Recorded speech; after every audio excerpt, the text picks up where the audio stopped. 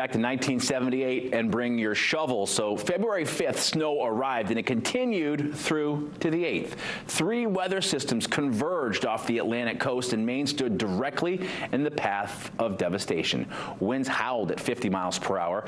Gusts reached nearly 100. 50-foot waves crashed against our coast with unforgiving fury. 3 lighthouses crumbled. An amusement pier was obliterated. Families watched their homes disappear into the sea.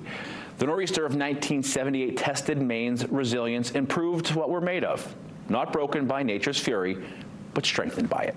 Until tomorrow, I'm Brian Sullivan.